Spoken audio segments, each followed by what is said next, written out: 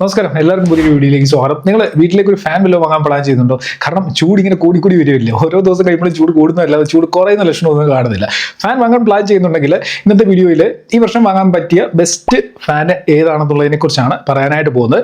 Best എന്ന് പറയുമ്പോൾ ഞാൻ ഇന്ന് പരിചയപ്പെടുത്താൻ പോകുന്നത് ലൂക്കർ, ആറ്റംബർഗ്, ക്രോംപ്ടൺ ഈ മൂന്ന് ബ്രാൻഡുകളുടെയും 2500 രൂപയുടെ താഴെ നമുക്ക് വാങ്ങാൻ പറ്റിയ BLDC ഫാനുകളാണ്. ഈ എല്ലാ ഫാനുകളും 1200 mm സൈസുള്ള BLDC ഫാനുകളാണ്. എല്ലാത്തിലും റിമോട്ട് കൺട്രോളും വരുന്നുണ്ട്. എന്നാലും ഈ ഫാനുകളെല്ലാം ഒരേ രീതിയിലല്ല പെർഫോം ചെയ്യുന്നത്. ഇതിന്റെ എയർ ഫ്ലോയിലും പ്രൊട്ടക്ഷൻ ഫീച്ചേഴ്സിലും പവർ എഫിഷ്യൻസിയിലും ഒക്കെ നല്ല മാറ്റങ്ങളുണ്ട്. അപ്പോൾ ഈ വ്യത്യാസങ്ങളുടെയൊക്കെ അടിസ്ഥാനത്തിൽ 2500 രൂപയുടെ താഴെ നമുക്ക് വാങ്ങാൻ പറ്റിയ ബെസ്റ്റ് ഫാൻ ഏതാണെന്ന് പരിചയപ്പെടാം. അപ്പോൾ ഈ വീഡിയോയിൽ ഈ ഫാനുകളുടെ കൂളിംഗ് പെർഫോമൻസും പവർ കൺസപ്ഷനും ബിൽഡ് ക്വാളിറ്റിയും റിമോട്ട് ഫീച്ചറും ഒക്കെ വെച്ചിട്ട് ഇതിൽ ഏതാണ് ബെസ്റ്റ് ഫാൻ എന്നുള്ളത് കമ്പയർ ചെയ്ത് നോക്കാം. BLDC ഫാനുകളെ കുറിച്ച് ഞാൻ കൂടുതൽ പറയേണ്ട കാര്യമില്ല. നമ്മൾ ട്രഡീഷണൽ ഫാനുകൾ യൂസ് ചെയ്യുന്നതിൽ ഇൻഡക്ഷൻ മോട്ടർ ആയിരുന്നു വന്നിരുന്നത്. പക്ഷേ BLDCയിലേക്ക് വരുന്ന ബ്രഷ്ലെസ് ഡയറക്റ്റ് കറന്റ് മോട്ടോഴ്സ് ആണ് വരുന്നത്. അതായത് BLDC മോട്ടറുകളാണ് വരുന്നത്. BLDC മോട്ടറുകളുള്ള ഫാനുകൾക്ക് കുറച്ചധികം പ്രത്യേകതകളുണ്ട്. ഒന്നാമത്തെ പ്രത്യേകത എന്ന് വെച്ച് കഴിഞ്ഞാൽ ഇത് വളരെ സൈലന്റ് ആയിട്ടായിരിക്കും വർക്ക് ചെയ്യുന്നത്. വലിയ നോയ്സ് ഉണ്ടാകത്തില്ല. ഇലക്ട്രിസിറ്റി കൺസംഷൻ വളരെ കുറവായിരിക്കും. ഇൻവെർട്ടറിലും ഈ ഫാനുകൾ വർക്ക് ചെയ്യിപ്പിക്കാനായിട്ട് സാധിക്കും. ഇനി വളരെ ഇമ്പോർട്ടന്റ് ആയിട്ടുള്ള ഒരു കാര്യമുണ്ട്. ഒരു ഫാൻ വാങ്ങുമ്പോൾ റൈറ്റ് സൈസ് നമ്മൾ സെലക്ട് ചെയ്യണം. ഏതെങ്കിലും സൈസിലുള്ള ഫാൻ എടുത്തിട്ട് കാര്യമില്ല. നമ്മൾ എവിടെയാണ് ഈ ഫാൻ ഇടാൻ പോകുന്നത് ആ ഏരിയയ്ക്ക് പറ്റുന്ന രീതിയിലുള്ള ഫാൻ ആയിരിക്കണം വാങ്ങേണ്ടത്. ഒരു 1200 mm BLDC ഫാൻ ആണ് വാങ്ങുന്നതെന്നുണ്ടെങ്കിൽ ഒരു ചെറിയ ഹാളിലേക്കും ബെഡ്റൂമിലേക്കും ഒക്കെ അത് ഉപയോഗിക്കാൻ പറ്റും. 1400 mm BLDC ഫാൻ ആണ് വാങ്ങുന്നതെന്നുണ്ടെങ്കിൽ ഒരു മീഡിയം സൈസ് ഹാളിലേക്കോ അല്ലെങ്കിൽ ഒരു വലിയ ലിവിംഗ് റൂമിലൊക്കെ നമുക്ക് 1400 mm ഫാൻ യൂസ് ചെയ്യാനായിട്ട് സാധിക്കും. ഈ 900 mm ഫാൻ വരുന്നുണ്ട്. കിച്ചണിലേക്കും ചെറിയ റൂമുകളിലേക്കും ഒക്കെ ഈ 900 mm ഫാനിന്റെ ആവശ്യമേ ഉണ്ടായിരിക്കത്തുള്ളൂ. ഇതിനോടൊപ്പം തന്നെ ശ്രദ്ധിക്കേണ്ട മറ്റൊരു കാര്യമാണ് ഫാനുകളുടെ കൂളിംഗ് പെർഫോമൻസും RPM എത്രയുണ്ടെന്നുള്ള കാര്യം. അതായത് ഇതിന്റെ എയർ ഡെലിവറി എത്ര കിട്ടും, അതേപോലെ RPM എത്രയുണ്ടെന്നുള്ളത്. കാരണം എയർ ഡെലിവറി കുറവാണെന്നുണ്ടെങ്കിൽ നമുക്ക് നല്ല രീതിയിലുള്ള കൂളിംഗ് കിട്ടത്തില്ല. ഈ എയർ ഡെലിവറി എന്ന് ഉദ്ദേശിക്കുന്നത് ഇത് കറങ്ങുന്ന സമയത്ത് എത്രയും എയർ ഇതിന് താഴേക്ക് പുൾ ഡൗൺ ചെയ്യാനുള്ള കപ്പാസിറ്റി ഉണ്ട് എന്നുള്ളതിനെയാണ് ഈ എയർ ഡെലിവറി കൊണ്ട് ഉദ്ദേശിക്കുന്നത്. അപ്പം മാക്സിമം എയർ ഡെലിവറി നമുക്ക് കിട്ടുമെന്നുണ്ടെങ്കിൽ നല്ല കൂളിംഗും ലഭിക്കുന്നതാണ്. അതേപോലെ തന്നെ RPM എന്ന് വെച്ച് കഴിഞ്ഞാൽ ഈ ഫാൻ എത്രയും ഫാസ്റ്റ് ആയിട്ട് സ്പിൻ ചെയ്യാനുള്ള കപ്പാസിറ്റി ഉണ്ടെന്നുള്ളതാണ് RPM കൊണ്ട് ഉദ്ദേശിക്കുന്നത്. അപ്പോൾ ഇവിടെ ഒരു കാര്യം ശ്രദ്ധിക്കണം. ഫാനിന്റെ RPM കൂടുതലാണ്, പക്ഷെങ്കിൽ എയർ ഡെലിവറി വളരെ മോശമാണെന്നുണ്ടെങ്കിൽ ആ ഫാൻ കൊണ്ട് വലിയ പ്രയോജനം ഉണ്ടാകത്തില്ല. കാരണം കൂളിംഗ് വളരെ കുറവായിരിക്കും. പക്ഷെങ്കിൽ ഹൈ എയർ ഡെലിവറിയും മോഡറേറ്റ് RPM ഉള്ള ഒരു ഫാനാണ് വാങ്ങുന്നതെന്നുണ്ടെങ്കിൽ നിങ്ങൾക്ക് നല്ല രീതിയിലുള്ള കൂളിംഗ് കിട്ടും. അതായത് ഫാൻ ശക്തിയായിട്ട് കിടന്ന് കറങ്ങുന്നതുകൊണ്ട് മാത്രം കാര്യമില്ല, നല്ല എയർ ഡെലിവറിയും പ്രൊവൈഡ് ചെയ്യാൻ ആ ഫാനിന് കപ്പാസിറ്റി ഉണ്ടോ എന്ന് ചെക്ക് ചെയ്ത് നോക്കണം. അപ്പം 3 ഫാനുകളും ഇവിടെ എത്തിയിട്ടുണ്ട്. നമുക്ക് ഓരോന്നായിട്ട് ജസ്റ്റ് ഒന്ന് പരിചയപ്പെടാം. ഇത് ആറ്റംബർഗിന്റെ അമേസ എന്ന് പറയുന്ന മോഡലാണ്. ഈ കാണുന്നത് ക്രോംപ്ടന്റെ എനർജിയോൺ കുക്കി എന്ന് പറയുന്ന മോഡലാണ്. ഇത് ലൂക്കറിന്റെ നാനോ എക്സൽ എന്ന് പറയുന്ന മോഡലുമാണ്. ഈ 3 ഫാനുകളും 5 സ്റ്റാർ റേറ്റിംഗ് ഉള്ള ഫാനുകളാണ്. 3 ഫാനുകളിലും BLDC മോട്ടോഴ്സ് ആണ് യൂസ് ചെയ്തിരിക്കുന്നത്. 3 ഫാനിലും റിമോട്ട് കൺട്രോൾ സപ്പോർട്ടും വരുന്നുണ്ട്. ഇത് കോമൺ ആയിട്ടുള്ള ഫീച്ചേഴ്സ് ആണ്. ഇനി നമുക്ക് ഇതിന്റെ പെർഫോമൻസ് കമ്പാരിസൺ ഒന്ന് നോക്കാം. പെർഫോമൻസിലേക്ക് വരുന്നുണ്ടെങ്കിൽ ആറ്റംബർഗ് അമേസയുടെ എയർ ഫ്ലോ വരുന്നത് 230 cmm ആണ്. ലൂക്കറിലേക്ക് വരുന്നുണ്ടെങ്കിൽ 215 cmm ആണ് എയർ ഫ്ലോ. ക്രോംപ്ടണിലേക്ക് വരുന്നുണ്ടെങ്കിൽ 220 cmm ആണ് എയർ ഫ്ലോ വരുന്നത്. 3 ഫാനുകളിലും ഡീസെന്റ് ആയിട്ടുള്ള എയർ ഫ്ലോ വരുന്നുണ്ട്. ബെഡ്റൂമിലേക്കും അതേപോലെ ഒരു മീഡിയം സൈസ് റൂമിലേക്കും ഒക്കെ 3 ഫാനുകളും യൂസ് ചെയ്യാൻ പറ്റും. പക്ഷെ കമ്പയർ ചെയ്യുന്നുണ്ടെങ്കിൽ ആറ്റംബർഗിന്റെ എയർ ഫ്ലോ ആണ് കൂടുതൽ. ഇവിടെ 230 cmm ആണ് ഇതിന്റെ എയർ ഫ്ലോ വരുന്നത്. ഓക്കെ, ഇനി നമുക്ക് പെട്ടെന്ന് അൺബോക്സ് ചെയ്യാം. ആദ്യം ക്രോംപ്ടൺ തന്നെ അൺബോക്സ് ചെയ്യാവേ.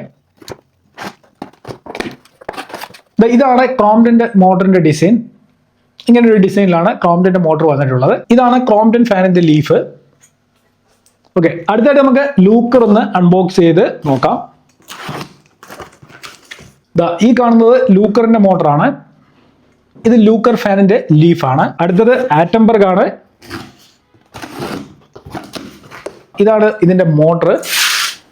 ഈ ഒരു ഡിസൈനിലാണ് ഇതിന്റെ മോട്ടർ വന്നിട്ടുള്ളത്. ഇതാണ് ഈ ഫാനിന്റെ ലീഫ്. 3 ഫാനുകളുടെയും ബോക്സ് കണ്ടന്റ് സെയിം ആണ്. മെയിൻ മോട്ടർ, ലീഫ്, 2 കാനോപ്പി വരുന്നുണ്ട്, down rod, screws, remote control, user manual. ഇത്തരം കാര്യങ്ങളാണ് ബോക്സ് കണ്ടന്റ് ആയിട്ട് വന്നിട്ടുള്ളത്. 3 ഫാനുകളുടെയും മോട്ടറിന്റെ ഡിസൈനും ലീഫിന്റെ ഡിസൈനും ഡിഫറെന്റ് ആണ്. ഓക്കെ, ആറ്റംബർഗ് അമേസയുടെ പവർ കൺസംഷൻ വരുന്നത് 35 വാട്ട്സ് ആണ്. ലൂക്കർ നാനോ എക്സലിന്റെ പവർ കൺസംഷൻ 28 മുതൽ 35 വാട്ട്സ് വരെയാണ്. ഇത് ഡിപ്പെൻഡ് ചെയ്തിരിക്കും ഫാനിന്റെ സ്പീഡിനെ ഡിപ്പെൻഡ് ചെയ്താണ് പവർ കൺസംഷൻ ഇവിടെ കൂടിയും കുറഞ്ഞു വരിക. ക്രോംപ്ടന്റെ ഫാനിലും 35 വാട്ട്സ് ആണ് പവർ കൺസപ്ഷൻ. അപ്പൊ 3 ഫാനുകളും പവർ എഫിഷ്യൻസിയുടെ കാര്യത്തിൽ ഏകദേശം ഒരേപോലെയാണ് വരുന്നത്. അടുത്തായിട്ട് റിമോട്ട് ഫീച്ചറും കൺവീനിയൻസും നോക്കുകയാണെന്നുണ്ടെങ്കിൽ 3 ഫാനുകളും ഏകദേശം ഒരുപോലെ തന്നെയാണ്. 3ലും റിമോട്ട് വരുന്നുണ്ട്. പക്ഷേ ഇവിടെ ആറ്റംബർഗിന്റെ ഫാനിൽ ഒരു LED ലൈറ്റ് ഇൻഡിക്കേറ്റർ കൂടെ വരുന്നുണ്ട്. മറ്റ് 2 മോഡലുകളിലും LED ലൈറ്റ് ഇൻഡിക്കേറ്റർ വരുന്നില്ല. അതിനോടൊപ്പം തന്നെ ആറ്റംബർഗിന്റെ ഫാനിൽ നമുക്ക് സ്പീഡ് ബൂസ്റ്റ് ചെയ്യാൻ പറ്റും, ടൈമർ സെറ്റ് ചെയ്യാൻ പറ്റും, LED light indicator on of ചെയ്യാനായിട്ട് പറ്റും. ഇതിനോടൊപ്പം വരുന്ന റിമോട്ട് ആറ്റംബർഗിന്റെ ഏത് ഫാനിലും നമുക്ക് യൂസ് ചെയ്യാനായിട്ട് സാധിക്കും. അതായത് 2500 രൂപയുടെ വിലയുള്ള ഫാനിനൊപ്പം വരുന്ന റിമോട്ട് ഉപയോഗിച്ചുകൊണ്ട് 7000 രൂപയുടെയോ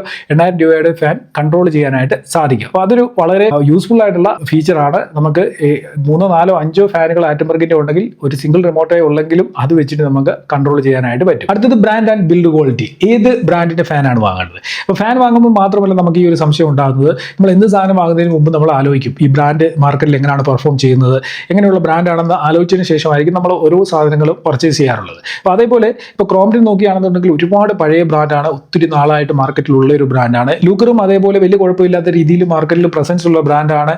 നല്ല ബഡ്ജറ്റ് സെഗ്മെന്റിൽ ഒരുപാട് ഹോം അപ്ലയൻസസും കാര്യങ്ങളും ഒക്കെ ലൂക്കറിന്റെ മാർക്കറ്റിൽ വരുന്നുണ്ട്.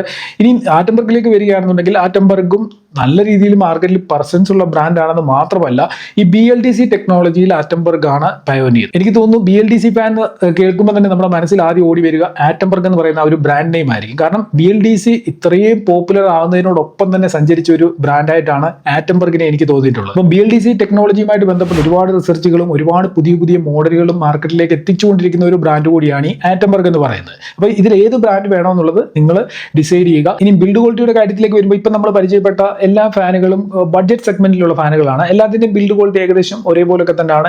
ലുക്ക് വൈസും എല്ലാ ഫാനുകളും ഏകദേശം ഒരേ ഡിസൈൻ ഒക്കെ നമുക്ക് തോന്നും. അപ്പം ബിൽഡ് ക്വാളിറ്റിയുടെ കാര്യത്തിൽ ഇന്ന ഫാൻ കുറച്ചുകൂടെ ബെറ്റർ ആണ് എന്ന് ഞാൻ പറയുന്നില്ല. എല്ലാ ബ്രാൻഡുകളും സാമാന്യം നല്ല ബിൽഡ് ക്വാളിറ്റി ഒരു പ്രൈസ് സെഗ്മെന്റിൽ കൊണ്ടുവരാനായിട്ട് ശ്രമിച്ചിട്ടുണ്ട്. അടുത്തത് ഒരു ഫാൻ വാങ്ങുമ്പോൾ പലപ്പോഴും നമ്മൾ ശ്രദ്ധിക്കാതെ പോകുന്ന ഒരു കാര്യമാണ് പവർ പ്രൊട്ടക്ഷൻ. അപ്പം ആറ്റംബർഗ് ഈ ഒരു കാര്യത്തിൽ മറ്റ് 2 ബ്രാൻഡുകളെക്കാളും കുറച്ചുകൂടെ മുന്നിലാണെന്നാണ് എനിക്ക് തോന്നുന്നത്.